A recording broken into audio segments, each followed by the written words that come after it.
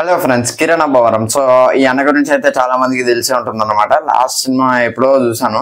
So అన్నకైతే బాగానే flops అయితే పడ్డాయి. సో నిన్న కిరణ్ అబ్బవరం బర్త్డే సందర్భంగా అయితే ఒక టీజర్ ని లాంచ్ చేస్తారు, కే అని చెప్పేసి.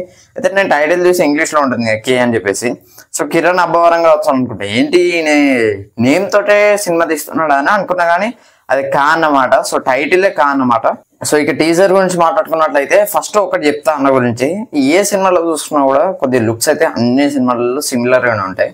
కొద్ది ఈ సినిమాలోనే కొద్దిగా హెయిర్ అయితే కొద్దిగా పెంచాడు, మిగతా ఫేస్ మొత్తం అట్నే ఉంది అన్నమాట. కొద్దిగా డైలాగ్ డెలివరీ కూడా కొద్దిగా చేంజ్ అయింది. సో అదొక ప్లస్ పాయింట్ అని కూడా చెప్పుకోవచ్చు. అండ్ తన క్యారెక్టరైజేషన్ గురించి మాట్లాడుకున్నట్లయితే, సో తనైతే ఒక పోస్ట్ మ్యాన్ లెక్కనైతే కనబడబోతున్నాడు అని మనకైతే క్లియర్ గా అర్థమవుతుంది.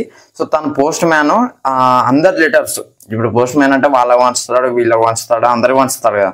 సో వాళ్ళ లెటర్స్ పర్సనల్ గా ఇప్పుడు రాసుకుంటారు ఒకరి నుంచి ఇంకొకరికి.